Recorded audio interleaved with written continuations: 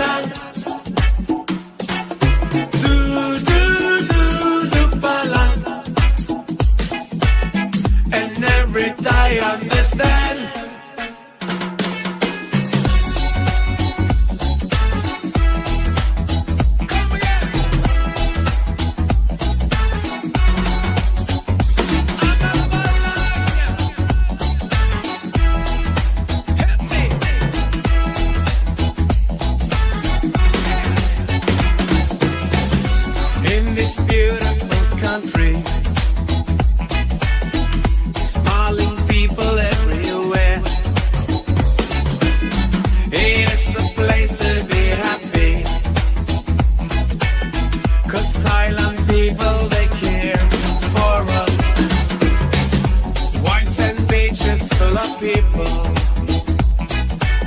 Let us stay for a while.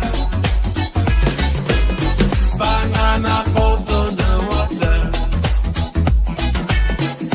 Let us go for a ride. Come on! Do Thailand. I fell in love with Thailand. Do Thailand. And every Thai understand. Yeah. Sunshine and clear blue sky.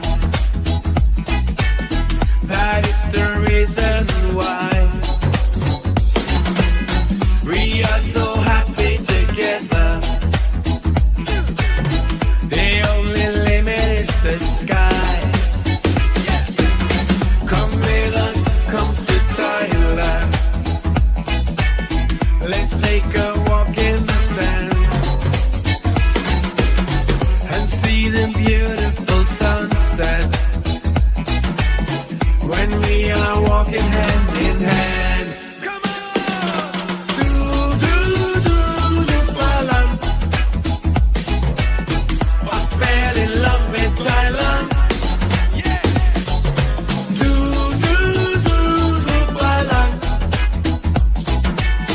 And every Thai understand.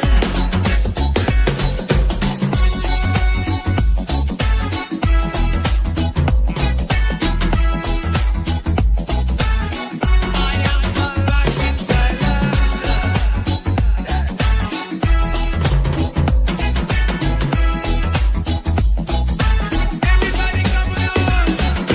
Do Thailand. I fell in love with Thailand. Do Thailand. And every Thai understand. One more time, come on. Do Thailand. I fell in love with Thailand. Do Thailand. And every Thai understand.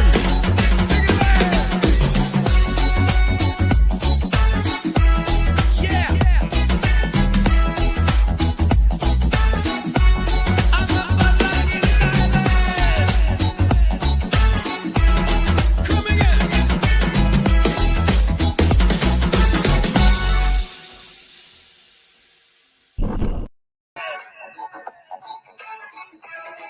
Well, he's going. Hey, you going, Hector? Good mate, Hang good on, mate. hang on. Do a bit of this thing a second. Just so I can get me phone on. Yeah, so what do you know? Keeping you busy?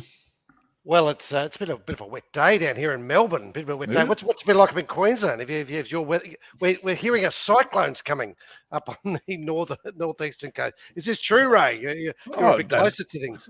I haven't watched the news tonight. Maybe, I don't know. We had one out the west.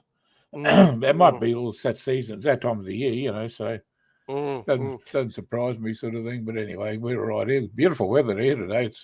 It's like no humidity and about 28 degrees. It's going to be 30 tomorrow, but it's actually a 30 today. It was nice.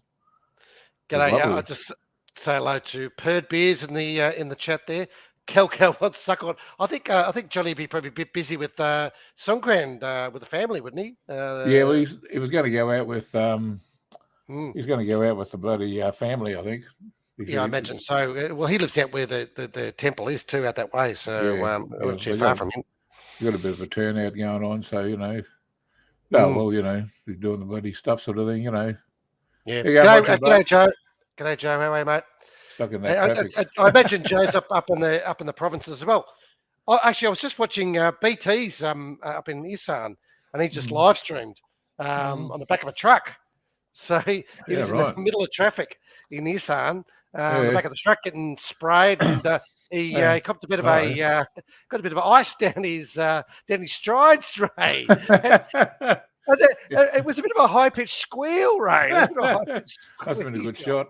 It was. I did have a bit of a tear in my eye for BT as he copped it. I have to give him some shit over that. No, Joe's stuck in traffic in Bangkok at the moment. Oh, is he? Okay, fair enough. Yeah, bloody hell. It's bloody horrid, that traffic. What's the time there now? 8 hours. That'd be 5 o'clock. Be right at 5, yeah. Yeah. Yeah, fucking awful. So, so what did you get up to last night? Did you get on a few bourbons or? No, pretty good. No, I'm just sort of drinking the end of a couple of bottles I got here. I've got about 3 bottles, probably with a couple of drinks in each. I might just finish them off tonight. Do you know, a friend of mine worked in sales, and during the lockdown. He was sitting at the back of his, like a man cavey sort of, for Australians, we have like garages, as you know, garages. So you could kind of call them a man cave, like a Craig Roosen man cave. But he had all these bottles that, he'd been given from work because he's did in sales. Like employees would give him, here's a bottle for Christmas, blah, blah, blah. So he had all these bottles up there. And his Thai wife and him during lockdown just drank just went from one bottle to the next bottle to the next bottle. And then some of them were, some of them were shitty liqueurs, blue Curacaos and shit like that you'd never ever drink. You'd never ever drink that shit. And they got it. And he reckoned he showed me a video one night. His Thai wife's on the ground, just in the fetal position from drinking all this piss. And this is a woman who, when he met, never drank alcohol at all. Never drank alcohol at all. Corrupted her, exactly. That was going to be my next line, Ray. Corrupted her. Bloody. How you going, Henry? Oh man, it's been bloody. No, it's been bloody. It's been pretty full on there at the moment. We're watching a few vlogs. Everyone's out there songcranting out, so to speak. Actually, do you know what? It's actually reinforced my love of Thailand. Just watching more the Thai ones, not so much the Falang ones. Watching the Thai ones, just to see them having fun. It just reinforces my love of the country. And they haven't had this. They haven't been able to do their traditional songkran for 3 years. For a long time. 3 years, yeah. That bloody, part of their culture. I was watching. I was watching Now and Loud before, and they're over there getting it on too, Bloody, my limited knowledge of Lao culture, it's very similar to Thailand, but I think they slightly move certain aspects of things. So, did you know, and I didn't know this until Friday, that it's the Sri Lankan New Year as well. So I didn't know. So Theravada Buddhism, which is where Thai Buddhism comes from, was from Sri Lanka. So they must share the same New Year based on that sort of that shared history. I didn't know that. Yeah, fair enough. Zimmy saying big up wet t-shirt side of the game. Yes, well, Zimmy, that's certainly going to be a factor. It certainly wasn't a back of the truck that BT was on earlier in Isan. Oh, we get some ice and put it in the water. Make sure you squirt them with cold ice, make the nipples stand up, so it makes it worthwhile then, doesn't it? Indeed. And Joe's saying it's a Cambodian New Year also. Well, so, there you go. Oh, man, had a bloody... no, it'd be nice, but you'll go, well, just imagine all that bloody water getting bloody squirted down your throat. Well, I think that's the thing, isn't it? Because back in the day, it used to be like it was just all from the clongs. So imagine in Bangkok, shitty clong water. You can't swallow that water. That's just dangerous. No, and Jimmy's saying it's Greek Easter. Greek Easter. Oh, okay. Jimmy's going to be having some sweets. Go, son. You're going to have some sweets, Jimmy. So he's going to trim down to a pertly apparently 114 kilos. Well done, Zimmy. Good on you, mate. Lamb's all over Greece are getting prepared for. Yeah, right. So, what did you get up to today, mate? Were you out and about, or just sitting at home? Or? We went and did a bit of a walk around the shopping centre. Got a couple of things I needed, but you know. How's your hands going? You were saying the other day they were giving you a bit of. Have you got a bit of rheumatoid arthritis? Have you? Oh, just in one of my thumbs, and it's just fucking irritating. You know, just can't really. Yeah. But anyway, as long as I don't aggravate it too much, it's all right, sort of thing. But I sort of, I'll see how it goes when I start doing a bit of work. I haven't done any work for ages. I just got to. So my limited understanding of arthritis is it's like an inflammation of the joints. Is that correct? Yeah, that's what it feels like. Yeah, it's like bloody not as bad as gout. I had gout in my knee once, and it was that bad. I tell you what, I give up. So I would give up bloody. I would drink. I used to drink beer then, and as soon as I said, of course, I'm drinking too much beer. Well, I never touched beer again ever. I still have the odd one. But gout was like the thing that kings got in the 13th century from eating too much red wine and drinking too much refined food. Are you telling me that in your early 30s you're living like a king and that you feed up and? No, I don't know about that. As soon as I knocked off work, I walk out. I've got a big steel esky. You get 3 dozen largies in. Anyway, I used to keep it in the back of my ute, and you could just leave it as long as it's stacked with ice. It kept it cold all the time. I'd knock off work, so straight out there and just start fucking drinking, Anyway, that's an interesting question, Ray. So in Melbourne, we would get our ice from two places. It'd be 7-Eleven, or you'd go to like Dan Murphy's to get your. Where do if you're a Queenslander and you're gonna sit in your shed and have a few beers on a Friday or Saturday, where do you guys get your ice from? Do you get service stations or? Oh, everyone's got it. Woolies, bloody service stations. You go to the pub, you can drive through at the pub as it, just go anywhere. So you can just drive through the pub and say, give me, 3 bags of ice. Yeah, well, if you're a posh bastard, you could just get one of those ice makers on your refrigerator, Yeah. Well, exactly right. I had one of those bloody things there, but it was a shit of a thing, Actually, I've never tried to work out how they work. So they will be hooked up to your water system. Yeah, we just hook them up to the main. And pump to the main.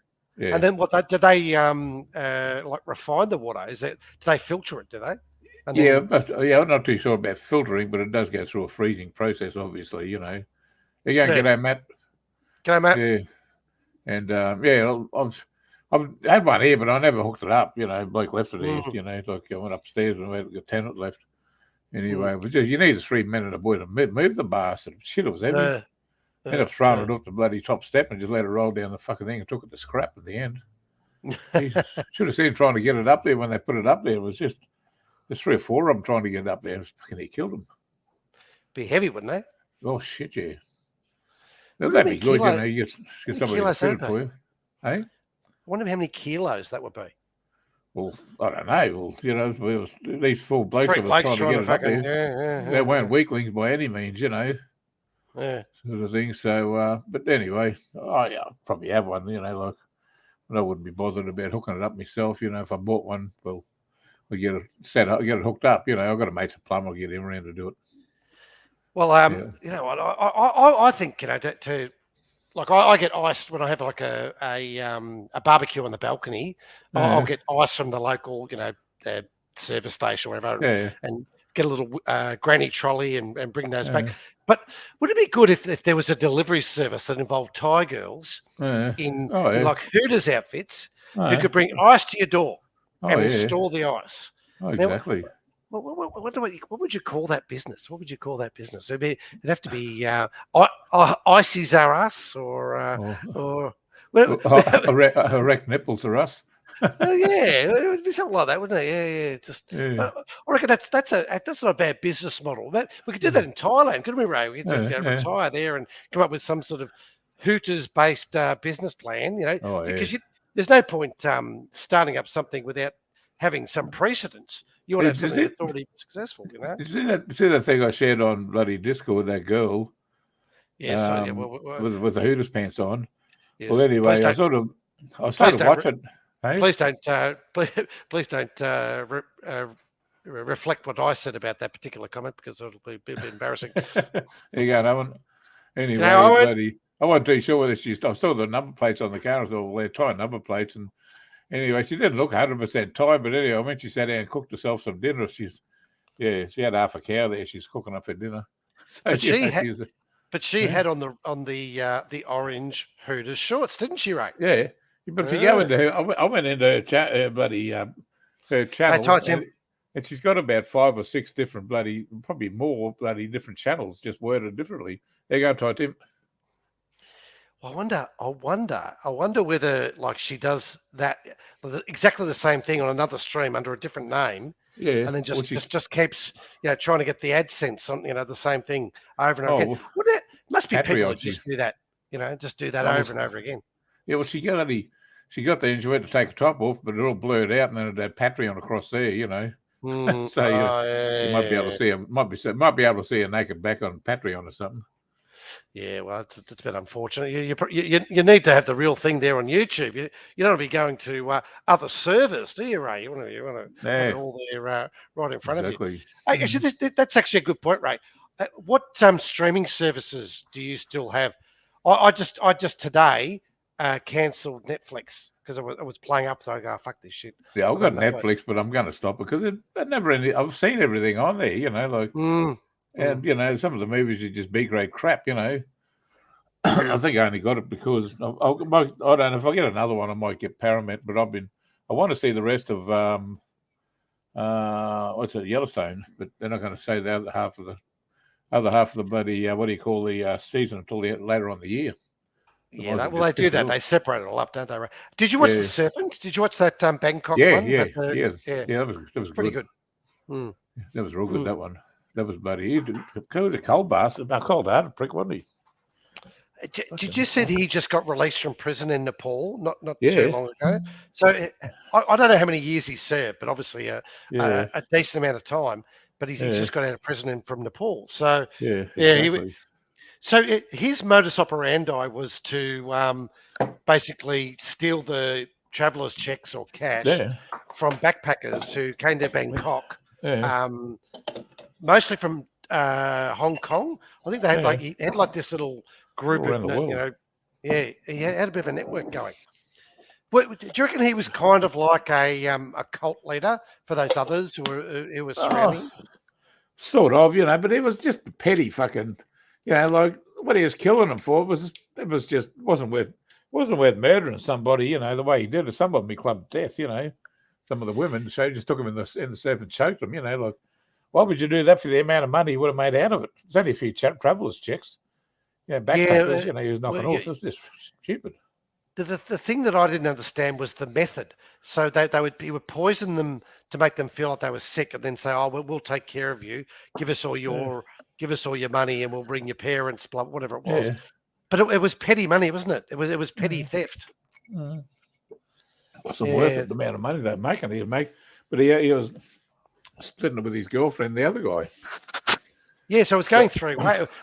So you think back to the 1970s, early 80s, when he was mainly the 70s. It was people didn't take a lot of money over, and it wasn't big amounts of money. Travelers checks mainly. Yeah, well, that's basically what they would, because they could with the traveller's check. As long as you had a passport, you could cash them in. Yeah. So and all you did in those days was put a face over the previous face, and it was fairly simple to do. The fraud, I imagine the fraud was pretty easy to do back in those days. Yeah, wouldn't have been as regulated as it is now. No, of course not. But I think you summed it up when you said he was cold. Just that coldness of cold-hearted bastard. Yeah.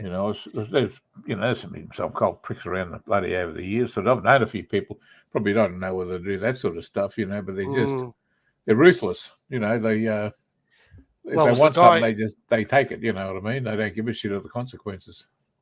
Well, it was the guy with the backpacker murders. What was his name? Who was the one in New South Wales with the Belanglo State Forest stuff?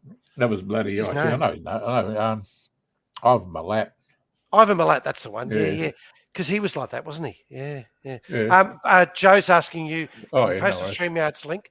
Okay. Joe's still 10 minutes away. I thought Yeah, Joe no. was up country, but he's not. Yeah. Oh, hang on a second. See if I always struggle with the old the StreamYard stuff as well. Always forget how to do it all. There we go.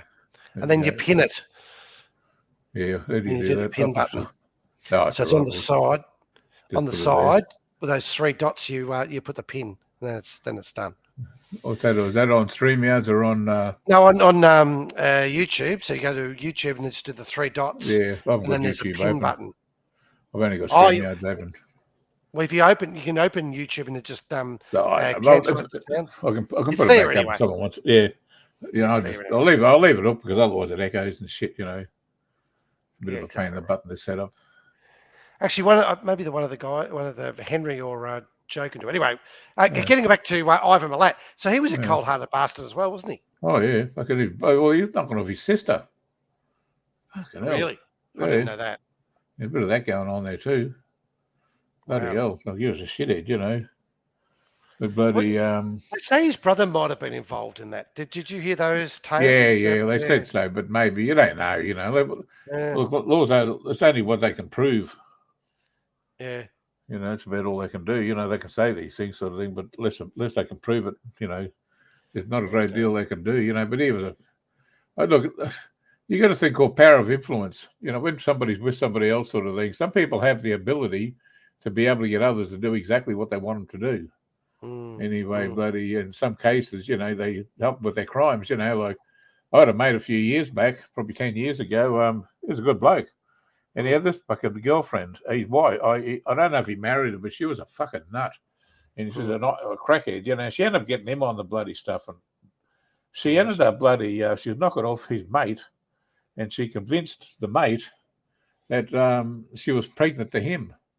Anyway, cut a long story short, this bloody mate of his and one of his other mates got him and bloody, they fucking cut his throat and shot him in the back of the head with a shotgun. And bloody, and then stuck him in a bloody concrete barrel and threw him in a fucking river. They would have never found him if we didn't get a flood and the barrel got washed up further down river. Wow. Sort of thing, and she was just an evil bitch. Anyway, wasn't long after that she didn't get implemented with anything. These 2 blokes went to jail for life, over it. Anyway, bloody, then some other bloke she was fucking with hung himself. And bloody, it's just, like the amount of kids that run around now without a father because of this one person. She ended up, she must have had a conscious attack because she ended up hanging herself in the end. Oh, God. Fucking, this is what I mean. Some people are just pure evil. Yeah, that's probably it's the outcome is not great, is it? When you hear those sort of tales. No, normally he was a top bloke. He was fucking do anything for anyone, He was just in love with her, so I don't know why. He had a good missus. She was a sweetie. But this one, he reckons she pressed all the buttons. So I don't know. Fucking. Yeah. But anyway. Shane's saying that he used to do security near Belanglo, and the company warned us of people near the state park. So they must have known people. Yeah. There must have been some. Well, obviously, because there's a lot of murders going on around that area. But wow, that's imagine being a copper who found like the first 2 skeletons or bodies. Because they were under trees and they had their arms on the back. It was a very similar MO. That must have been a fairly horrific scene to find, wouldn't it? I got respect for coppers because they just some of the things they have to see. Yeah. It's terrible, and they can't shake that. Some people can handle that stuff. Some people can't, And it's no wonder some of them get like PTSD and things like that, because it just rattles them, but it's just fucking awful. Especially, children getting killed and, all sorts of terrible things. And that. I imagine that aspect is probably the most troubling and confronting situation that people who work in law enforcement or that industry face. And not a very nice thing to deal with. Isn't it funny? It's so different from Thai law enforcement where all you see is a photograph of someone pointing at the criminal. Yeah, And yeah, they're sitting there at a desk, and everyone yeah, held the coppers are just pointing their fingers at them. And yeah. it's just like, well, I think they're guilty. Yeah, I yeah. think Well, they're here guilty. usually There's see a 10 coppers picture pointing their fingers at them. and some bloke sitting there with a fucking hands tied behind his back, looking down, Correct. sitting down, Yeah, up against looking the down. wall. Yeah. Different, Just, different justice system in Thailand compared to the West. but it's But the sort of job that they'd have to rotate them off every now and then. Oh, you can only handle a certain amount of that stuff before you cracked. I'd imagine so. Anyway. Yeah. Look, I know in America they do it. I'm not too sure about here. I'd say they would. I wouldn't. I don't think the training in America for most of the police, maybe the FBI or certain level, but the county level policing, I don't think there's a particularly great training. Certainly not in gun control, because they shoot first and ask questions later. Yeah, I had a friend in California. He went to LA and was out one night, bit drunk, left his key for the hostel somewhere or lost it, and he was trying to climb back into the hostel in LA. And the coppers come out with guns, they're pointing at him, come down from there. And, come down, he goes, what are you talking about? I'm just fucking get lost, lay on the ground, the gun's out. If he'd taken a wrong step, they would have shot him. He's completely unarmed. I think the fact that he was, Caucasian helped his situation and had an accent. But I remember we bought a car in LA and we drove across to New Orleans, and we got stopped in Texas and by the Texas Highway Patrol, and you have to put your hands on the steering wheel or on the dashboard, and the guy the sergeant or whatever who comes out, he draws his gun and comes up and approaches the car, but on the other side is the other guy who's in the car had a shotgun, had the door open, and was ready to be able to shoot the doors down if you make a wrong move. That's a bit frightening, isn't it? Just a general pullover. Well, you get pulled over there. You get pulled over there and get out of the car without being told. You could likely get fucking shot. Yeah, some states it's pretty fucking crazy. There you go, Michelle. G'day, Michelle. There must be plenty of guys who have accidentally just got a bit lippy or or moved the wrong way. You got shot. It fucking happens. Or Aussies. Well, at the moment, it's crazy over there. Who knows? But this is going back years ago. That's what some of the states were worse than others. The crime rate over there is fucking woeful. And like when we got pulled over in Texas, it was between Dallas and El Paso.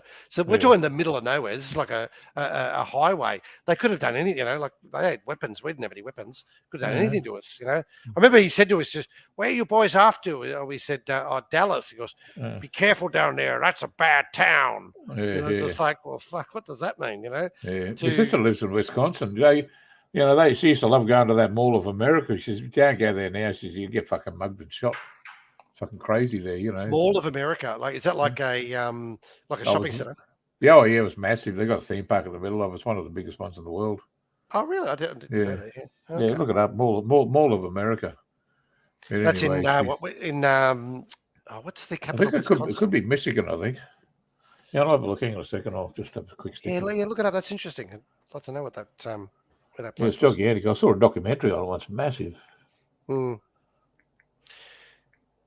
it was shitty to weather today, and Minnesota.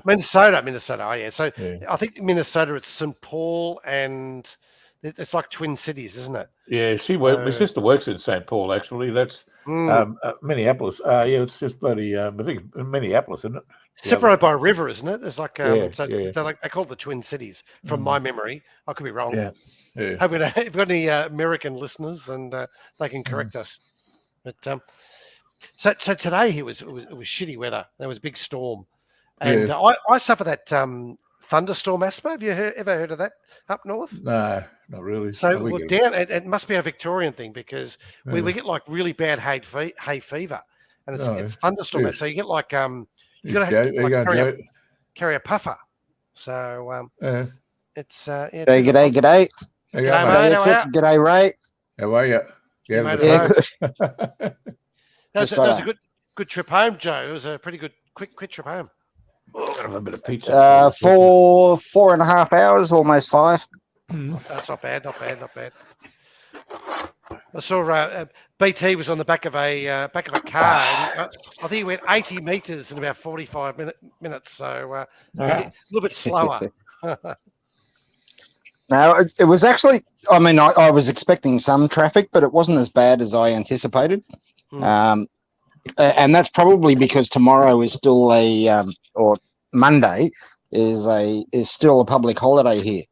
So I dare an extra day. Yeah, so I dare say a few people are staying, in their, out country for another day or so. Yeah, and maybe heading back on Monday. So it'll be a fucking nightmare on Monday. And Joe, as you know, on the news, you get those photos of the traffic jams of just like those long lines, and they take those photos and they'll pan down, usually from a helicopter, of all the rows trying to get back to Bangkok, and it's every Songkran. It's just like going out, coming home. Yep. On the news, they say, "Oh, there's endless traffic coming back to Bangkok." Well, fucking duh.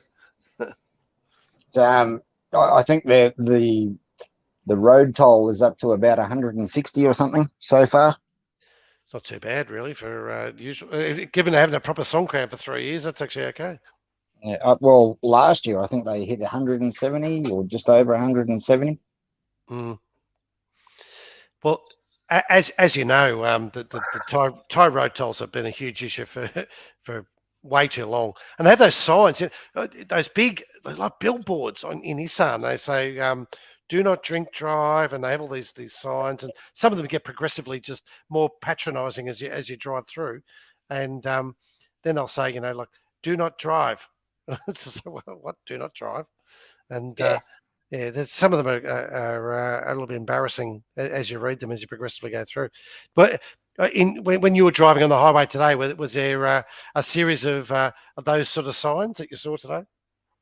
No, not really. I travel from Canterbury to Bangkok, so I'm not really in the Isan area.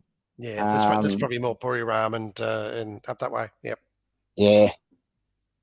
Yeah, no, it's a good run. You've just got to watch all the fucking speed cameras in Rayon. There's a lot of fucking speed cameras in there now. They're putting them up everywhere, so you just got to watch for them. Is there any toll roads still down that way or not?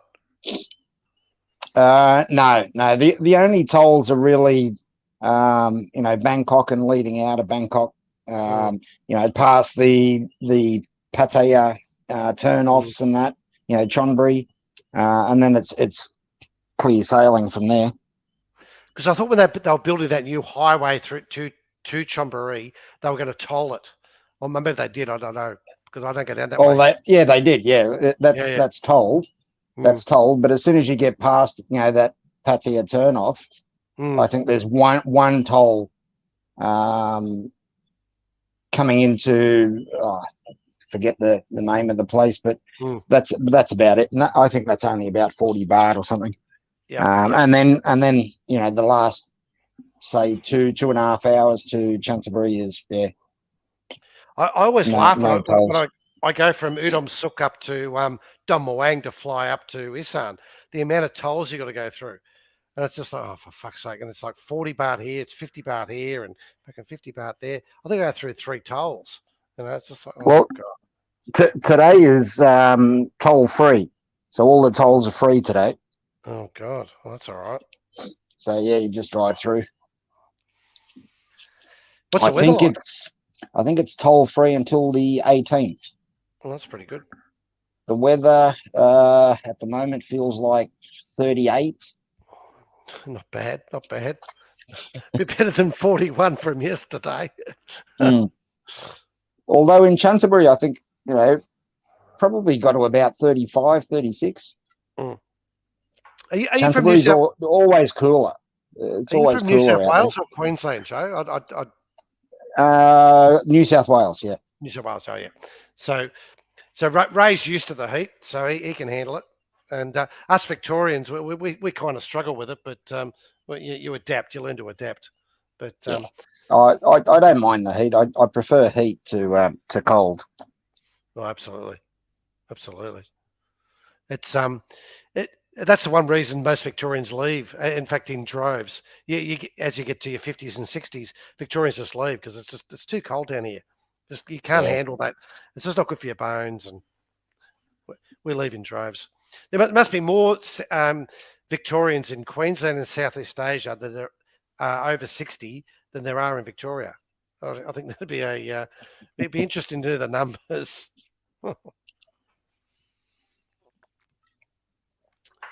So g'day, Michelle. Just noticed Michelle in the chat.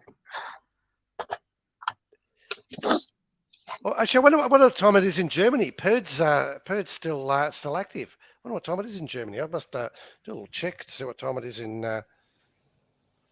the Deutschland, Germany. I think when they have rushes of people over there, you usually get Germans, then you get Indians, and then you get bloody all sorts of people from all over the world. Then you get a crop of Victorians. Oh, it's lunchtime.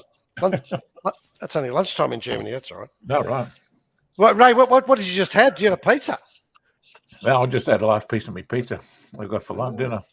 I haven't had a pizza in years because I had in my head they were stuck. They were no good, but I got one the other day. It was fucking beautiful. There you go, Big W. G'day, Big W.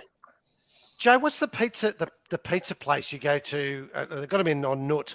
I'm sure they've got them out your way as well.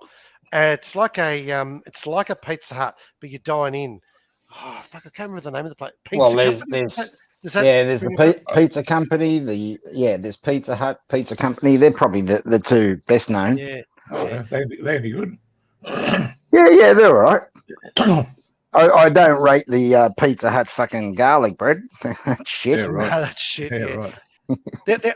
I find though with the Thai pizzas is the quality of the sauce they use, the tomato sauce it's that sweet American stuff. I don't like that. Henry. That's shit. And then I usually get delivery or takeaway, and you end up with a plastic bag, so your pizza's in a plastic bag, but at the bottom of the plastic bag there'll be 20 fucking sachets of ketchup and fucking coriander and yeah, that's true. These bloody these Pizza Hut ones are the medium sized one. They're not that big, but it's all right for me, but only $5, so that suits me. How much was it? Yeah, I usually $5. Well, that's pretty good.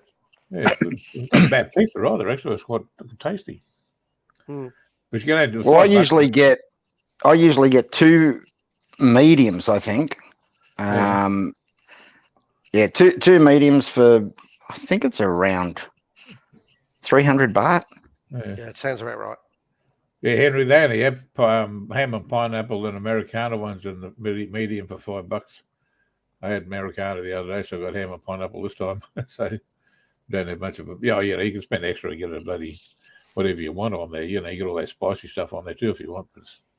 But no, I didn't want to spend much. Well, you just do it at your home, can't you? Just add any of those condiments you want at home. There's no point asking them to put them on for $2 a pop. Might as well just have them at home. Yeah. Big W, you don't get the extra sauce thing. Yeah, I don't get it either. I mean, I get it. I get it in the deliveries, but I don't get the idea behind it. But Thais do love their sauces. They love having condiments and putting. Yeah. Oh, yeah. And they look at it like it's a freebie. So it's got to use this up. And if they don't use it, they'll keep it. They'll store it for another meal. Joe's talking absolute truth here. Have you ever been to the BTS or MRT when the girls are handing out stuff for free? Like it'll be like it doesn't have to. It'll be something minor. The girls just flock to them, don't they? It'll be like little, you know what I'm talking about, don't you? Yeah. If it's free, you'll get a fucking lineup. They're like they're like sheep. They don't even know what it is. On the way to Chanterbury, I had the wife and the sister-in-law in the car, and we're driving through the motorway, those rest points. There's a couple on the motorways, and they've got 100 different fucking all your major outlets of KFC, Amazon, fucking Starbucks. Everybody's there, right? So we're driving through there, and we were leaving, so we stopped, had a bite, and were leaving, and as you're coming to the end of this stop, I noticed there's police up ahead, and there's cars pulling over. Fuck this! I'll get into the outer lane, so they don't pull me in, Well, it turns out they weren't pulling people in. People were just stopping because they were giving out freebies. I believe it. Of course, the two ties that I've got in my car, I go, oh no, it's free. They're giving something for free. It's for free. I'm not going in. Fucking, we're going. I remember walking down to the MRT one day and thinking, oh, there's a massive queue for to buy your tickets. So I got at the end of the queue, but it wasn't. It was some girl giving out like these tiny little things that were like bloody for your lips, like it was lip balm. And I just giving out these tiny free lip balms. It was no one was going to work. They were just lining up for this free lip balm. I was like, oh, fuck's sake. Yep. We've all seen it. It's free. Does that really happen up in Queensland, Ray? Do you have like those in the shopping centres? Do you get the girls handing out sort of free shit every now and again? Doesn't happen that much in Melbourne. Not in shopping time to time. I don't go to the shops. I probably go there once a fortnight, but like anything else, I just sort of go to the local Woolies sort of thing, but I've seen them up there giving stuff away. Do you play the lotto, Ray? Do you play? Yeah. Well, when I was in Thailand, I got into the Thai lottery. So and that's a slippery slope, as Joe will probably agree. I bought a couple today on the way home. It's drawn tomorrow. So if you get first prize, it's 6 million, and I buy the double tickets. So you double your win. Oh yeah. So I'm hoping tomorrow they're going to call out me numbers, and I'll fucking be bagging 12 million baht. Fuck, that'd be all right. Well, I bet, my 2 baht will become my 12 million baht. There'll be a new channel change. Channel name change. Exactly. The channel might disappear. But they also have here the illegal, the underground lotto or lottery. And they get into that. The black market one they do as well, because they've got different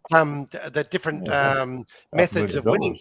So it'll be like N numbers and all this sort of weird shit. Yeah. It's that's big in the villages, isn't it? Yeah, $500,000 is all right, isn't it? Australian, but over $500,000. 12 million. Yeah. Yep. Just a bit over $500,000.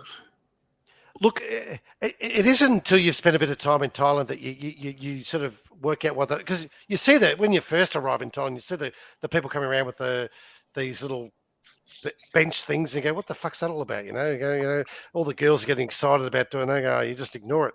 But then you learn what it is, and you go, okay, right. Then as more time you spend there, you learn the price structures, and you learn how it works, and then you actually start watching the draw, and then that's a eye opener. And you watch the actual draw. They go through 100 tests of the draw before they even draw thing. And they've got these girls who just move through positions, and they do like random. It's bizarre. Have you seen it, Joe? That draw? I've watched maybe 10, 15 minutes of it and thought, no, fuck this. I'll just wait for the 45 minutes. I'll just wait for the winning numbers to be posted. Oh, it is bizarre. But when you sit in a bar and it's being drawn, and there's a few girls around you because they love it, blah blah blah, and everyone's just glued to the screen. It's just like they go, only 45 tests to go. It's just like, oh, for fuck's sake! That's just like, G'day, Pampui. Hey, Pampui. Oh, there you go, Pampui. Happy birthday. Explain to me where the numbers come from, though. They make up. They print out, I don't know, millions and fucking millions of tickets, so you don't actually, unlike the Australian lotto where you choose what numbers you want, and you could end up with a situation where 2 or 3 people actually share the winnings. Here, the way it works, they print off these tickets. And you just look at the tickets and choose which ticket you like. You don't actually get to choose what numbers you want. you get to choose which ticket you want. You kind of do because as you know, the tyres will go around and say, "Oh, I want 87 at the end," and then Oh yeah, and, yeah. and all the unlucky numbers, whatever the tyres consider unlucky, are the ones left at the day before the draw. You know, that's all you got left at the end. But quite often those unlucky numbers end up being a winner. So, That's right. It is bizarre. It is bizarre. To try to explain to people who haven't been to Thailand how the lottery works and how it all plays out, the system is, I can't do it because you have to be there to understand the passion for it amongst the Thais. Henry, if you I'm sure there's got to be something on YouTube. If you get on YouTube and just type in Thailand lottery system or something like that, there's got to be videos on there on how they. It's confusing. It is confusing. Yeah. I still from this day, and like it was 25 years to work out that those the numbers up in the middle weren't the numbers I was looking for. You know, like in the middle of the ticket's got 33 or something like that. I thought that was the number. I didn't realize that the other numbers were valid. And so, you know, I probably lost millions of dollars to some bar girl who just said, "Oh, no, you didn't win." They go, "Okay, no problem. It wasn't 33." You know? Yeah, Pumpooey. That's how they choose the numbers. Yeah, fair enough. Yeah, well, do you know what? That is a valid way of drawing the numbers. I think we should set up our own black market system that as Papui's describing it. That's the way we should draw our numbers. We can set up the My Two Baht titanium octopus ball catching system and run our own little system. That'd be all right, wouldn't it? You should really bum. I got a girl or whatever, you know. Oh man. The passion for it still amazes me, though. Don't you agree, Joe? Oh yeah. They love it. Yeah. They fucking love it. Oh yeah. Yep. They'll walk past, a vendor, and they stop. They have a gander at the numbers. Yep. A quick look. Oh, there's a lucky number. I'll buy that one. Man, they love those numbers. Especially if they've just been to the temple and given merit, and they choose the numbers at the temple, or the temple tells them, "Oh yeah, these are the numbers you're going to win." Oh, they go hunting for them. Well, I'll give you an example. I'll give you an example, gentlemen. I took my girl down to Hua Hin, and we stayed in room 816 in Hua Hin. So, and it was approaching lottery time. Anyway, so she went away and bought a lottery ticket. I didn't know what was fucking going on. Anyway. Got back to Bangkok, blah, blah, the lottery was drawn, and she goes, "Oh, babe, I won 8,000 baht." I go, "How'd you do that?" She says, "Oh, I put the numbers of our room in there, and it was very, very lucky." I go, "Oh, okay." Well, I go, "But I didn't see you buy a ticket." He goes, "Oh, no, black market." I go, "Oh, okay." So she did it on the old dodgy black market system. So they have those systems where it's N numbers or 3 numbers that can be reversed in rows, and it's very sophisticated. Very sophisticated. Henry, if you, I just went over to YouTube and typed in Thailand lottery live, and there's actually quite a few videos on there, that obviously show the actual process and how it all works. Yeah, there is. It took me a while to actually find out how the rules worked.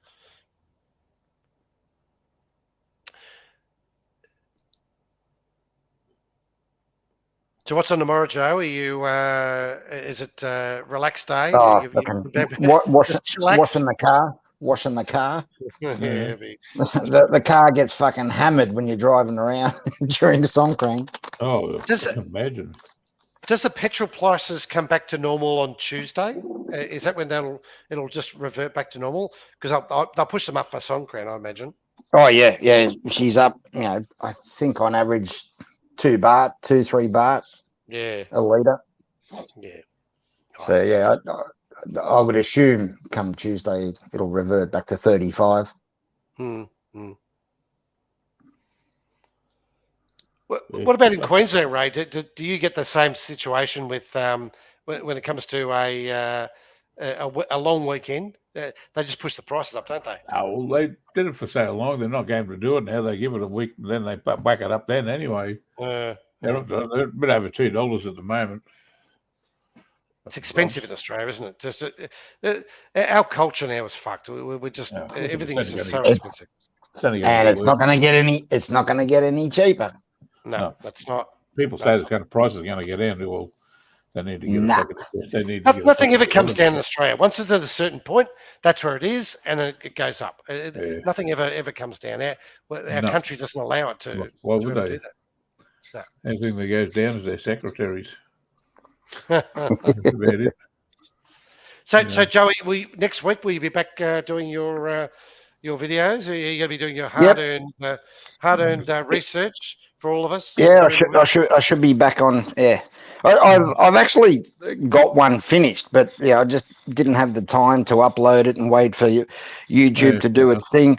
So I usually upload it, 5 days beforehand to make sure that I'm not going to get, I'm not going to cop a copyright strike or anything like that, or even a deletion because of terms of service. Well, the one I did last week, straight after the stream finished, or not long after it finished, they took it down. They deleted it. Oh, really? Yeah, because they found, the booty part where I had all the bums fucking shaking around. Well, it turns out that's been blocked. Juncture.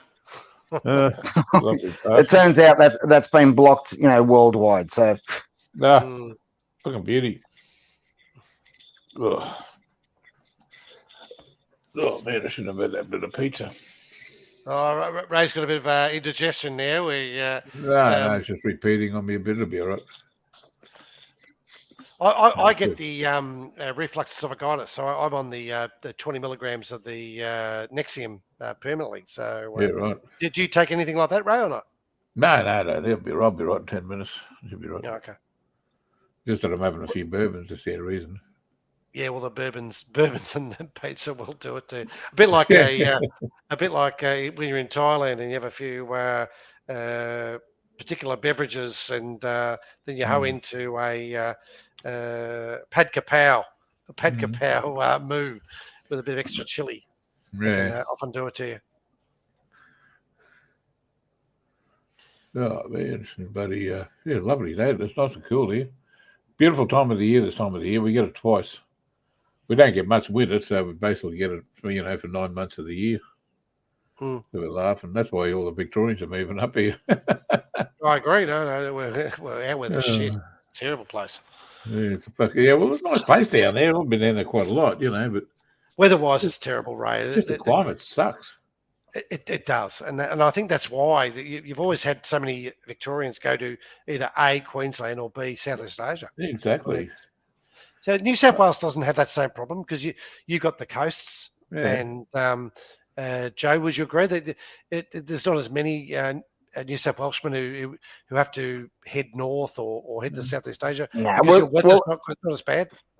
Well, look, I lived the last couple of decades up the coast in New South Wales, and the best time of the year for me was always spring. It was just so comfortable. It was mid to high 20s, and it was beautiful. Yeah, well, it does get really bloody cold here either. In the wintertime usually. Well, last year, we had to put a coat on. But you don't use your coat much up here. When I was a young bloke, I don't think I really had a coat until I was about 25. Bloody, summertime it gets warm, sort of thing. But when you're young and bloody sprightly, you don't really feel it that much. Do you know what? I think Pumpui's onto something. He mentioned a ping pong ball shot out of a girl, and it caught by a. That'd be the showmanship alone. We'll be watching, wouldn't it? Unfortunately, it would have to be underground. Yes, I'm sure it would be. I put a towel over a lap, should be right.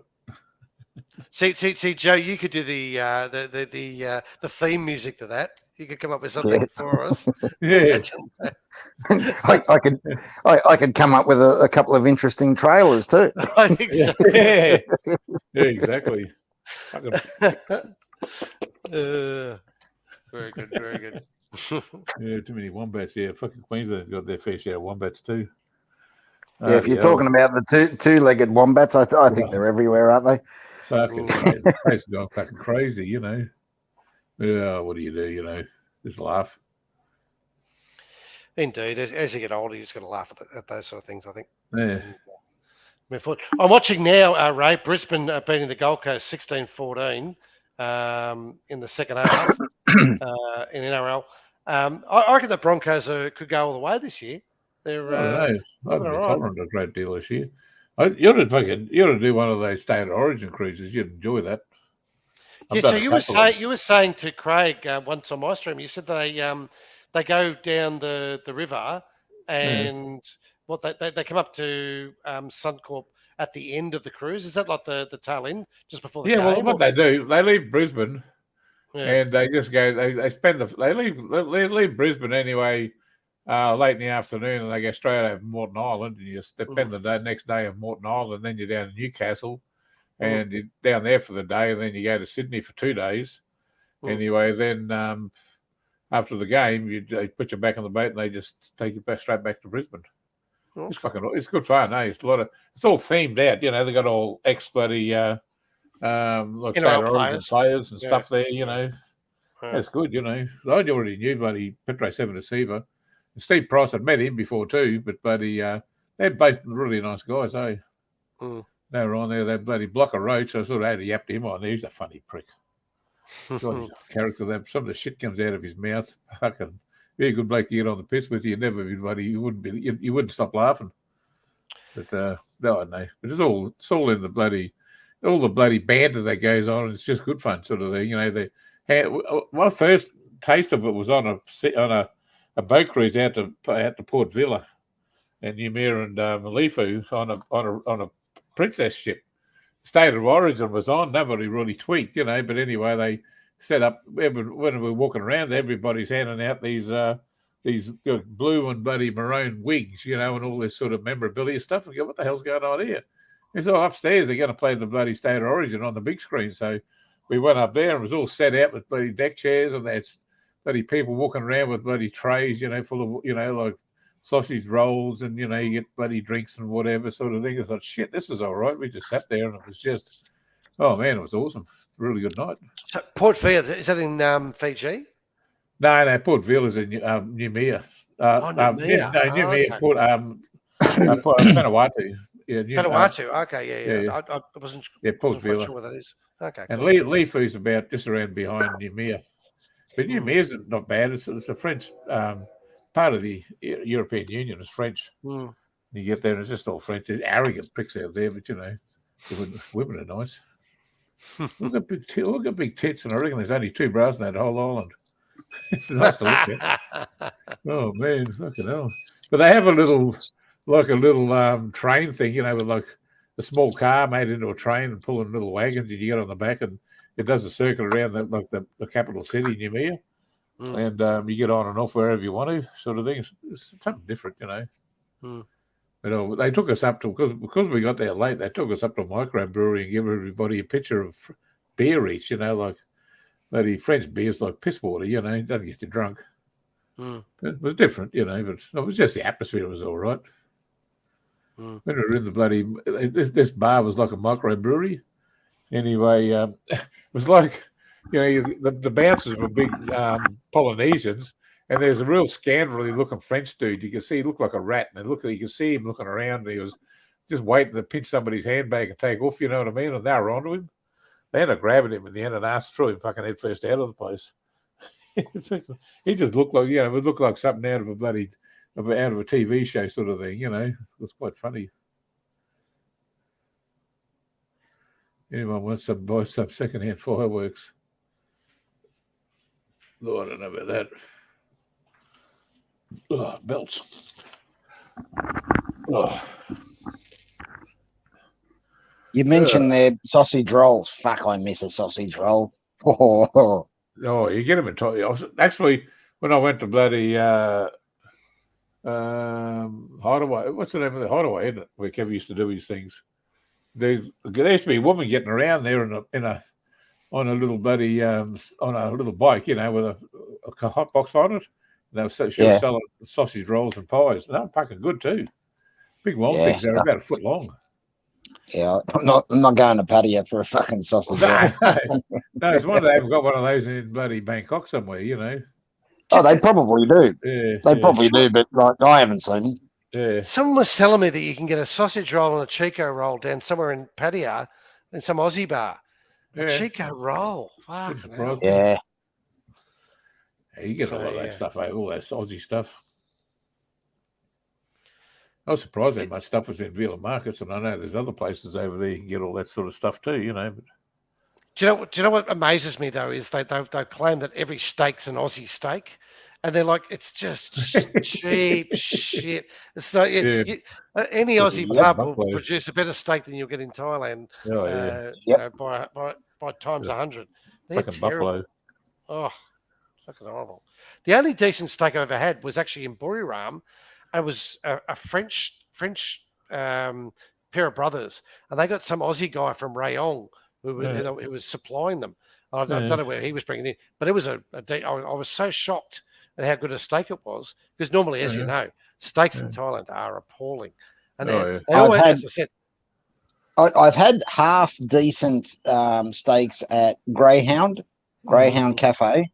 There was another place at MBK that I had a steak there and enjoyed it, but for the most part, absolute fucking rubbish. And the Marriott with Suckerhorn and Trevor and Steve Morris. Yeah, that was lovely.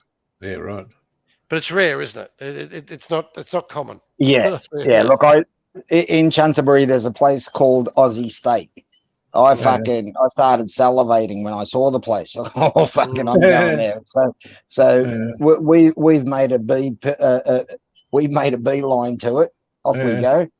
Sat down. I've ordered nice big fucking T-bone steak. Yeah, looking at the pictures and fucking mouth watering.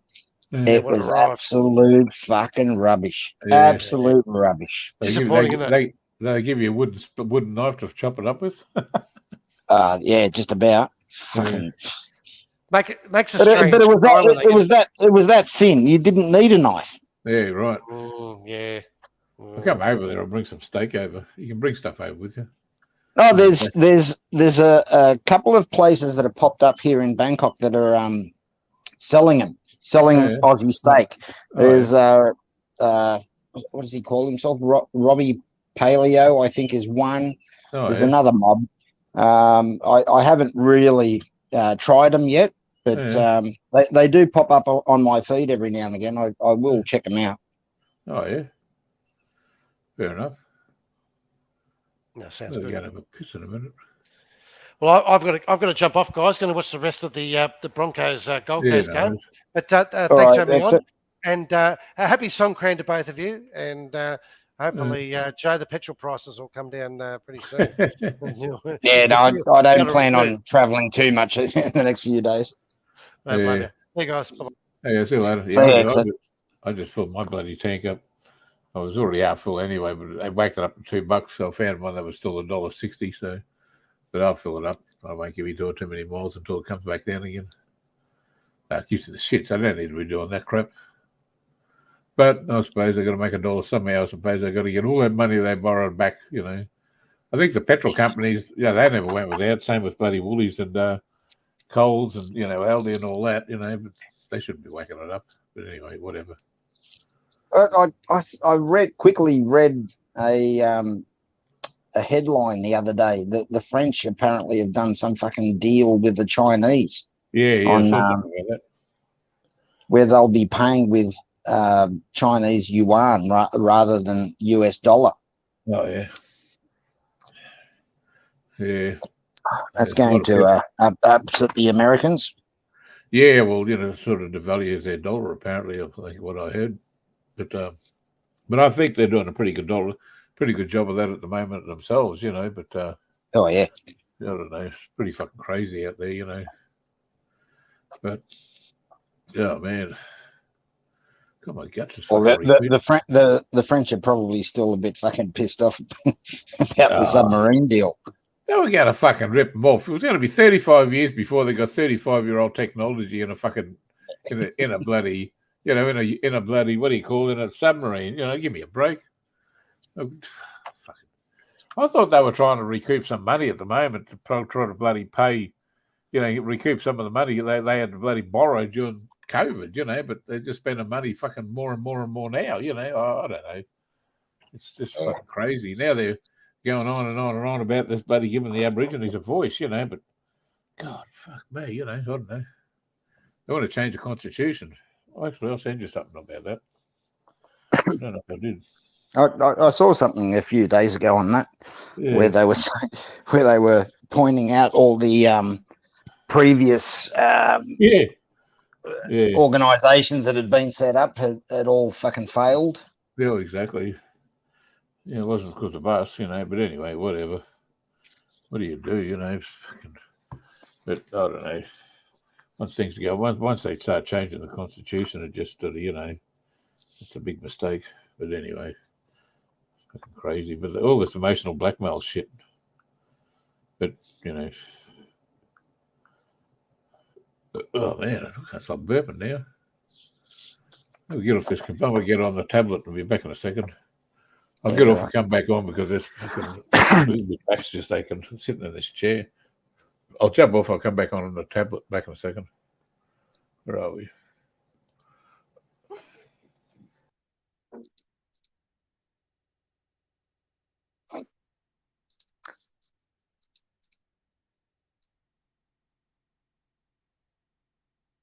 I've just posted the StreamYard link if anyone in the chat wanted to pop on and say good day. I think that's the link. Looks the same. But if you click it, I can't let you on because I'm on as my 2-bar and I'm on my phone.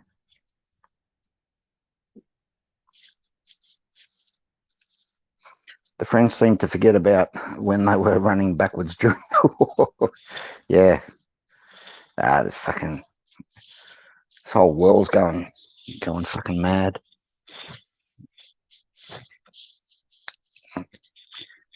As I've said many a time before, I do spend a lot of time following the international, you know, news and stuff that's going on internationally, and fucking every day I shake my head. It's almost as though, you know, stuff that's happening now, just if a lot of the guys were still alive from World War I and II, would be, yeah. Anyway, don't want to get into that.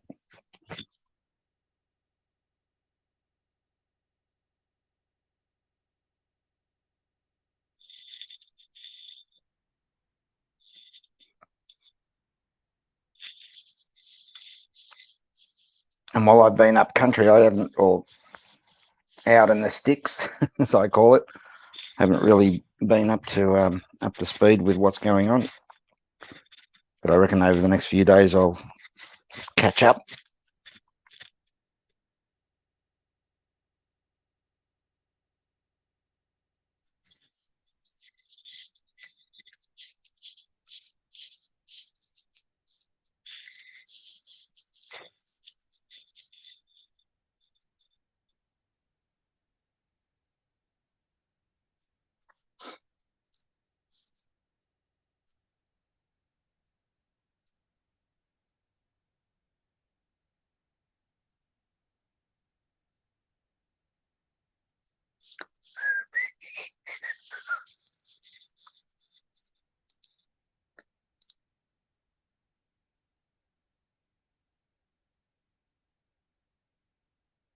One hundred and fifty-eight dead so far during the Songkran. 1,400 1,433 people injured. Oh, here's that. Can you hear me right? Yep. Yeah, hang on, I'll just turn it up a bit. Got the headphones on this time, so is that better? Yeah. Yeah, it's better. Oh man, yeah, it's bloody yeah, it's yeah, a bit more comfy in this seat. I'll just bloody that other chair just gets so bloody uncomfortable. There goes Pepper. There you go, mate. G'day, Ghost. Do a poo. No, I was going to do one before, but just had a fart. She's cool. Not a shark. Yeah. Oh, bloody hell. Hey, Ghost, do you on bloody Discord?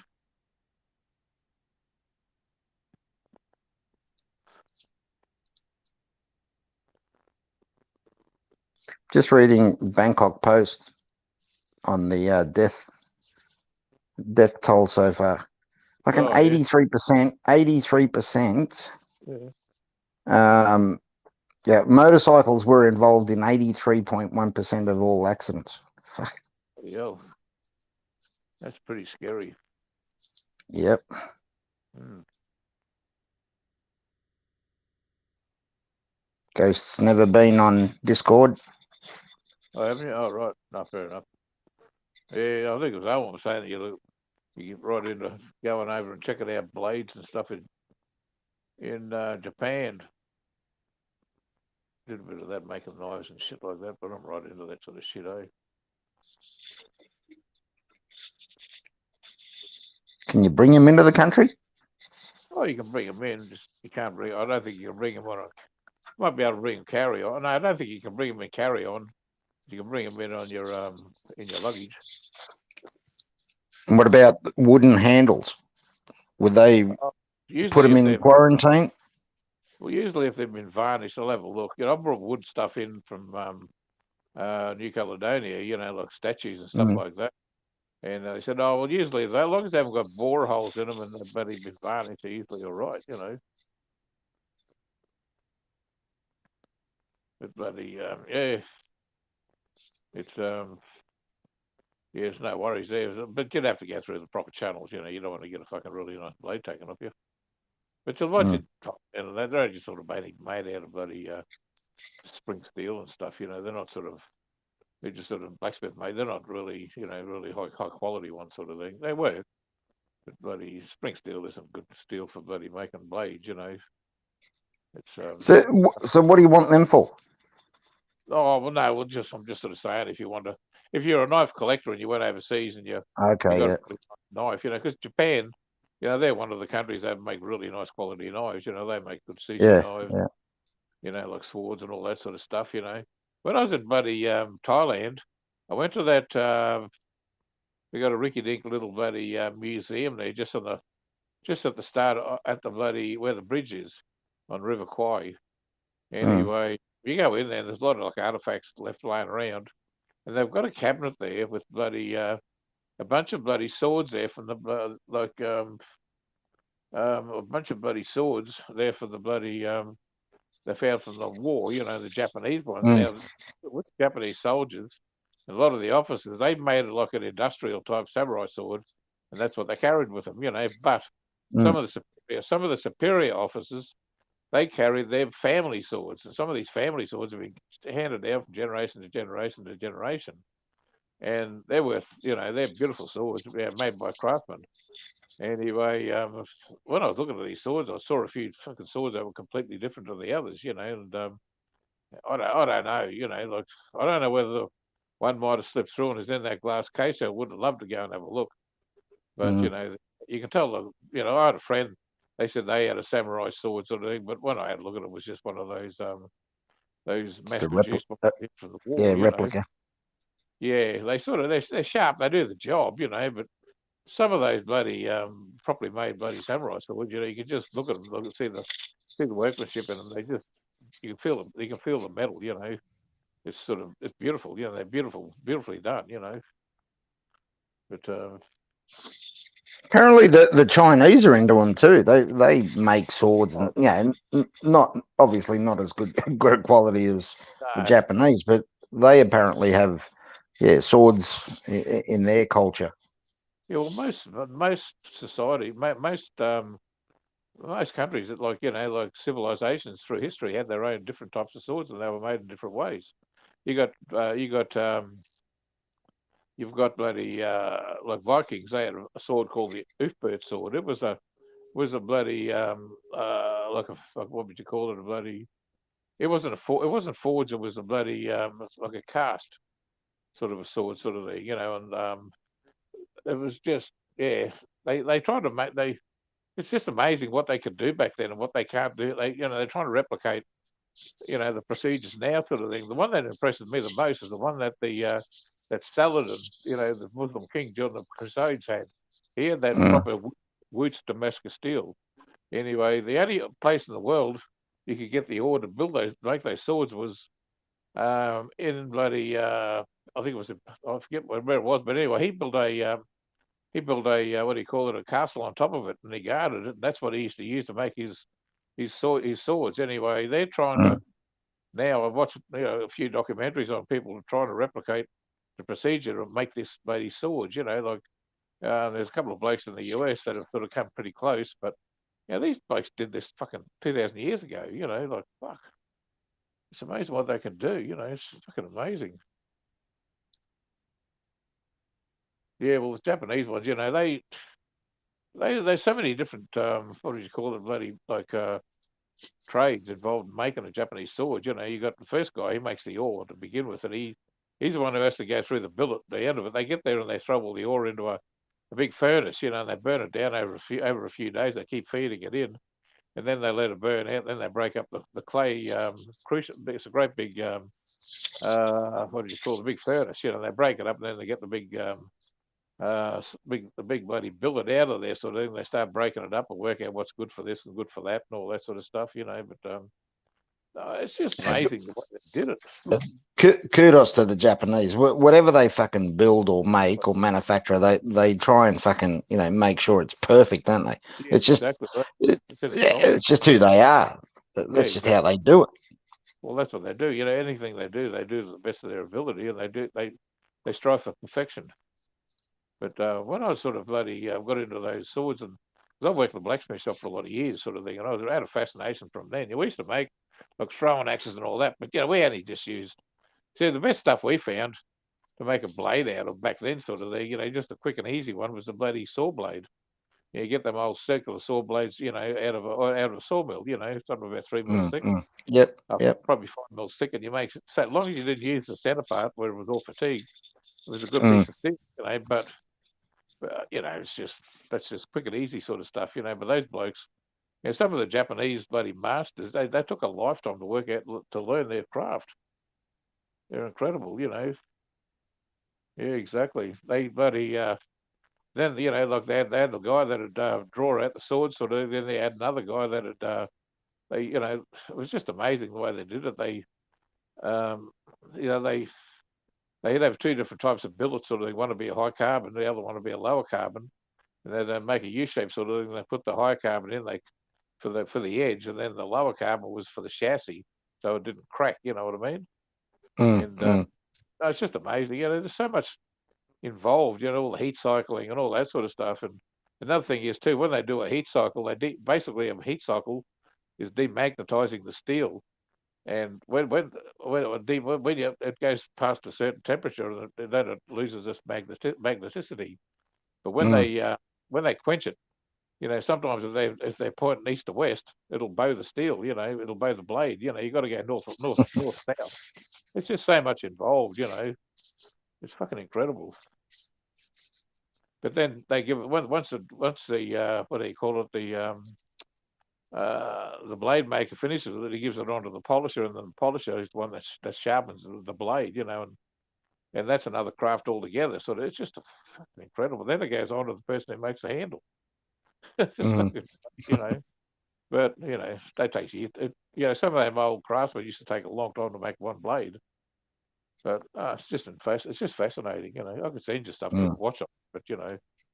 It just explains out the theory of it all and all that sort of stuff. There's people out there that are good, but not some of these blades they've been finding are fucking incredible. But anyway, it's bloody yeah. Well, the Saxons they had a double-edged one, similar sort of thing. They had a herringbone pattern bloody chassis in the middle of it. They'd like high carbon on either side for the blade. It's just yeah, they've tried to remake those, and it's just no. With like sword makers and stuff, but I suppose a lot of them are just that are trying to do it now. Basically, a step above hobby sort of thing. You're not proper craftsman sort of thing. But when they were doing that, they got these Jordanian bladesmiths, some of the best ones in Jordan, to come over with some of that bloody Damascus, that Woots Damascus steel ore. They took it over to America, and they an old fella over there. Well, I forget his name now. He was the best craftsman over there for making blades, and they all got together with a metallurgist, and that's when they're starting to work out the procedure. And by the time they finished, they had half a fucking big pile of billets out the back, where they failed. They got close. When they got a billet they thought was good, they'd send it off to a bloody laboratory and they do a fucking breakdown of it. It's just fucking incredible what they can do. But anyway. What do they call that? Metallurgy? Oh, yeah, metallurgy. fucking... Yeah. Then you got this new bloody technology coming in. They can bloody treat metal with cryogenics. They can freeze it to a certain temperature below zero and then thaw it out at a certain rate. All the microns of metal in there just sort of makes them sort of more equal. There's no flaws in the metal. It's right, yeah. It's a fucking incredible. They do that with fucking like those big top fuel engines, big nitro burning bloody race engines and stuff. Those big Hemi. Yep. They sell cryogenically treated bottom end parts. Fucking incredible. There you go, G'day, Andy. The traveller. No, he's had a big travel around bloody Southeast Asia. He got back not long back. But anyway. They're using cryogenics, yeah. You're as you say in race engines and all that sort of stuff. The especially where there's very very fine tolerances, in cylinder heads and all that sort of thing, and they freeze them to put them together a lot easier. And no, well, that bloody when you put a metal underneath a microscope, you look at the microns. And it looks like you've got a handful of sand and you just drop it and it's all scattered, all unevenly spaced. But when you freeze it and you control the bloody what would you call it, the temperature as it comes out of freezing, it separates those microns evenly and there's no flaws in the metal. And there's no effort to start. And that's sort of some of the German steel is very good steel for that sort of stuff. They can even do that with nylon. They've done it with nylons. One bloke at he got one of those cheap Bic razors. Anyway, he cryogenically treated that. He reckons he used it for nearly 3 months and it was still going strong. It was sharp. It's just crazy sort of things. It's fucking incredible what they can do. Yeah, man, about it. Yeah, he was in the metal, wasn't he? Oh yeah, I think he worked at a foundry or some sort of whatever, Yeah. Haven't seen him for a while. Yeah. No, it's just fascinating. I don't know. Working with fucking metal, all your life sort of thing, and working in blacksmith shops. It's sort of fucking, where I work sort of thing wasn't to that degree, but it wasn't until after I left, I sort of started to take a real interest in it. I started just watching documentaries and reading books and all that sort of stuff, and it's just it's amazing what they can do. But anyway, yeah. When I left school, I played a little with metal, being fitter and machinist. But nowadays, the worst injury I could muster up is maybe a paper cut from postage stamps. Yeah, fair enough. But no, just bloody. That's machining is a real. There's a lot to learn there too. Like when you're trying to machine steel, sort of there. You can't just machine any sort of steel. You know what I mean? You got to Yeah. know how to machine it. It's Well, fucking you incredible. can machine almost all steel, but yeah, you've got to know how. You've got different revolutions, different cutting blades, and all that sort of stuff. You can't Mm. over over tune or overspin certain metal. With the wrong cutter. Yeah. Yeah, I was down at my You mate's know, place one.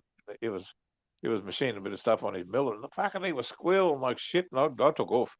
I was waiting for that thing to snap, but it was just yeah. steel. He's a farmer, I said, fuck, you're going to kill yourself here in a minute, like, fuck that, nah, see ya. I'm out of here. Oh, man.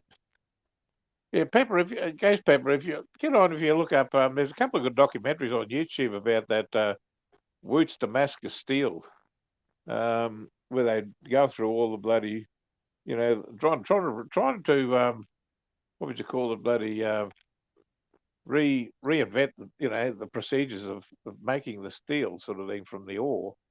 It's incredible. Then you got another one with the bloody Oofbert sword, the what did you call it, the Viking one. That's a crucible type sword. That's different G'day, altogether.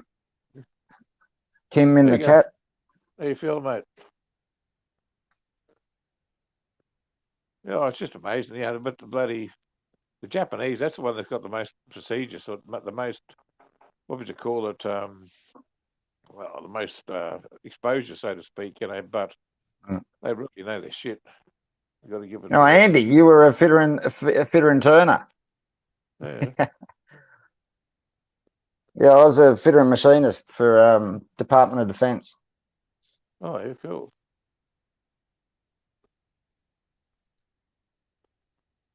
down at Garden Island in Sydney. Oh, yeah. Most interesting part of that apprenticeship was working on decompression chambers. Loved it. Oh, yeah, right. Working with 4,000 psi. Yeah. Yeah, Oh yeah. I remember when they sunk a ship after the war. Oh, no, they didn't really sink a ship. The ship got somehow got sunk, and it was full of fucking gold. Apparently it was. I don't know what it was doing off New Zealand, but anyway, it was heading to bloody America for England's a lot out of England's gold reserves, and they were going to pay for some of the stuff that they got on Lend Lease from the US in the Second World War before the bloody Americans were in it. Mm. Anyway, the boat got sunk and had a lot of gold on it. And they had to sort of invent a few different ways of going down there and trying to get the gold out of the ship, sort of and they sort of reckon they Mm. invented a diving bell back then for it, Mm. sort of. It's fucking crazy, eh? Yeah, what blue steel due to high carbon content? Yeah, exactly. Create a razor edge. Yeah, it's just amazing what they could do. But the way the Japanese sharpened it, they'd sit there so patiently with different stones, and they had all these different stones. They'd sit there and it'd take, he'd just sit there and he'd start off with the rough on and working his way down to the bloody what do you call it? The bloody the smoothest one, sort of thing. And fucking, it's a craft there all of its own, just sharpening the steel. Fucking crazy, But oh man, they get them so sharp it's obscene. They just, yeah, you wouldn't want to fall on one, you'd be fucked. Those they were noted to cut through armor. They see those bloody swords. Crazy. I don't know about Garden Island. I just assumed it was still there. Yeah. I don't know. They had while I was there and while it was going, they had open days, what they called open days, and the public, were allowed to go through and Yeah. check the place out. But Yeah. I just assumed it was still going. Yeah, right. I don't know. I'm thinking. I coming to bloody Sydney one time on a cruise ship on that Pacific Dawn. It was just after daylight, and I was just sort of, because I knew we were coming in there, and I was just there because I wanted to sort of see it as we are going in, and I went past that bloody, what's that little island in bloody in little Fort Denison? Is that the one? Yeah, Fort Denison in the middle. as we went past there, I thought to myself, some bastard would have had to fucking driven their boat drunk into that at some point in time. Oh, So no more than doubt. no doubt No at all. doubt. We went past there, and that's the first thing that came into my mind is who the fuck's run their boat into there and sunk their boat drunk? Would have fucking had to. No way they did. Well, on Sydney Harbour, I'm sure many an occasion where a few Yeah, captains have had a couple, yeah. Oh yeah, yeah, shit, yeah. especially Andy, the New Year's celebrations and shit, and Boxing Day and Australia Day, and place yeah. gets packed. Oh yeah, fucking oath. All those bloody yeah. Well, they're all looking at the fucking fireworks. You fucking crashed. They hit my fucking boat. Yeah, Andy was an apprentice at an ammunition factory in Footscray. Oh yeah, there you go. Cool. What's that G'day, bloody? Raider. There you go, Raider. Yeah, what was bloody? I watched that. I'm sub to that bloody place up in Cairns where they make all those bloody. Well, they repair all those old tanks. Mm. It's fucking interesting, that sort of stuff. Some of that steel, all that armor steel, you're trying to beat it back into shape, they've been blown to fucking pieces. In battles, and they're trying to put these things back together again. It's amazing what they can do. They're pretty fucking smart. Mate, the only interest I have in tanks is probably that tank on Cletus McFarlane's channel. You've seen that yeah, one? Right. Yeah. Fucking hell. I'll tell you what, they spend some money now. Fucking hell. Yeah, Every time growing. he got a plane now. He Yeah. had model planes and he was racing. He's fucking playing around with those things. Fucking thing crazy, But no, half his luck, he's worked his way up there. When I first started Yeah. watching, going down the junkyard, getting the fucking LS blocks out of trucks, out of fucking vans and stuff, taking them back and throwing them in the car and blowing them up. Go get another one, Oh, good on him. He fucking turned over. He's a lawyer by trade. Well, I don't think he finished he's trained or what they call it, like apprenticeship sort of thing to be a lawyer. I don't think he finished it. Yeah. But he's making good money where he is now. Good money on fucking YouTube. If Oh you really yeah. got the Yeah. bit. Well, he's got a few employees now, so Oh yeah, fuck yeah. Some of them fucking cars. I haven't watched him for a while, but he was belting around, looked like a bloody convertible, bloody Dodge, bloody something rather like a Plymouth, like a Roadrunner or something like that, was shortened down. Looked like going to do wheel stands, fucking thing. I like that racing series that he does with the ex cop cars. Oh yeah, yeah. all the YouTubers turn up, they all grab one each and just fucking go for it. Yeah. Gas, that bloody Vice Grip Garage, he's pretty good too. I watch him; he's really good. He started small. He's got about 1 million subs now. But some of the shit he gets up to, sort of thing, he just goes and gets wrecks and gets them going, drives them 1,000 miles home. How the fuck they get do it is beyond me because some of those cars are just fucking crazy, eh? Falling to pieces. He just straps them together with hockey straps, drives them, crazy. Might check him out. Vice Grip. Yeah, Vice Grip Garage. He's Red Derek. His name is. He got a good channel. And there's another one's not too bad either. Super Sleeper Dude.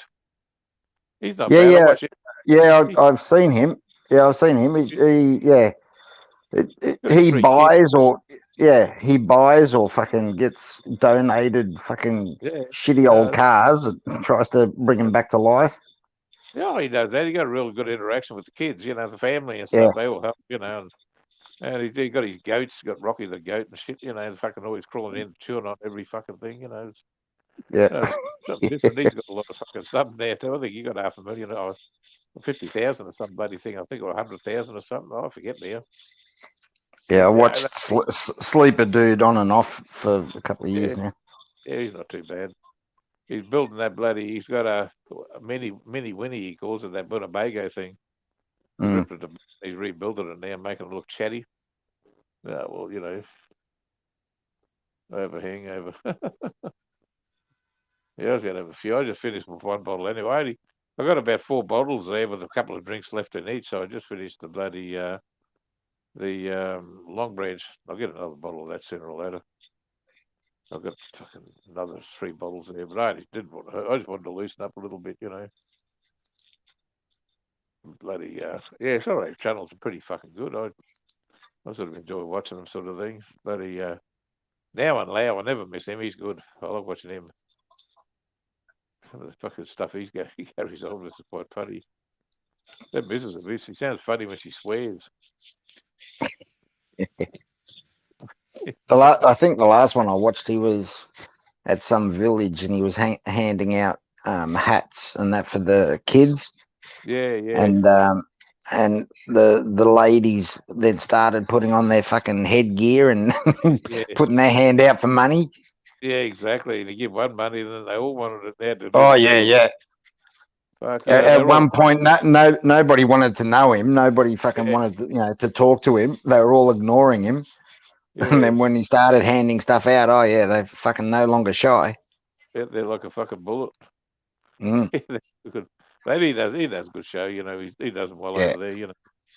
But see, when he went up to bloody China, he had his car in that place trying to get the wheel bearings fixed.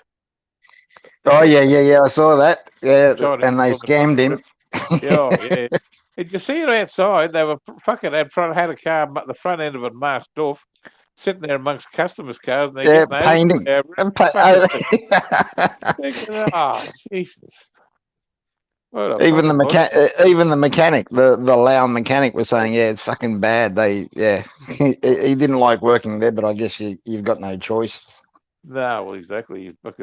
His employment options there wouldn't be very bloody pickable, would they? Nah. Oh, fuck, But anyway, But he's yeah, even the mechanic said to him, "Yeah, this happens all the time where they fucking, yeah, quote one price and then halfway through the job, oh no, it's double there, it's double that because you've got two wheels." yeah, exactly. Well, they do. They try that here too. They tried that on my niece. Tried to charge her $4,000 to $6,000 to fucking change the rear oil seal on a transmission. Till I got involved, and I said, "How the hell? We got to pull the transmission out." I said, "Bullshit." Fuck, man, I've been around cars all my life. Like, give me a break. They didn't even touch it. Give it back to her. I took her around my mate's place. He got up in the fucking hoist, and it turned out to be power steering. Power steering Yeah, pump was leaking transmission fluid. Fucking crooks. We fixed it up for $400 because I was a bloody little East West V60. Had to rip up the fucking thing apart to get the power steering pump out. But anyway, mm, got it all done anyway. But then put it all back together about a month later on and burst the bloody power steering hose. So anyway, I put her on to a bloke that'd fix it, but she had to get someone to take it off, But I don't have anyone take it off. So, but anyway, I put it in there, and some bloke said, "Oh, your bloody drive belt stuffed and your bloody idler pulley stuffed." No, I had to look at it. The drive belt, it was a little bit perishes. That wouldn't have to put that on, but there's nothing wrong with the idler tensioner. They want to change that for $350. You can buy a new one for about 120, I think. I said, "Oh Jesus, fucking Christ, these mechanics will never let up." But anyway, she said, "Oh, what he said, this is, well, just go fucking get him to do it if you're saying so." Fuck me, I'm around cars all my life. I've been around cars all my life. I even showed her the one on my car's got my knees replaced. And I said, "That's the difference between mine and yours. Yours is dead straight. There's nothing wrong with it. And then she's going, I said, "Well, he said there's not much pressure on it." I said, "Well, the belt's still on it, isn't it? There's fucking pressure on it." Oh, fuck. But anyway, whatever. I don't want to hear about it. Just fucking, if you want to waste your money, have a look. I need to jump off and have dinner. Does anyone in Yeah. the chat want to pop on, or you want to keep going, Ray? Or Oh, it doesn't bother. I might get off. I think an hour and a half's all right. I'm sort of fucking 6 of one, half a dozen of the other. Somebody wants to get on, we could, I suppose, but I'm not too bothered. Jimmy reckons he's going I'll to get off. He's gone, I think. Yeah, I'll pop it back in and give it a few minutes and see if someone jumps on. yeah, no worries. Yeah, But there's the link if anyone in the chat wants to pop on and just chew the fat with Ray. But I'll be listening. But I've got to run off and have dinner. yeah, no worries. All right, mate. Yeah. I'll catch you later. Hey, good, I'll catch you. Yeah, Bye. I don't really feel doing much anyway. Yeah, no worries. Yeah, right. Catch up with the chat. Yeah. Yeah, I'll give it a couple of minutes. I don't really into it anyway.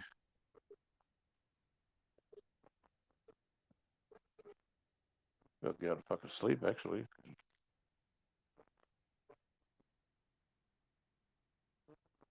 Yeah, you had a good trip, Andy. They were pretty good photos you're putting up. You find some nice places over there to see.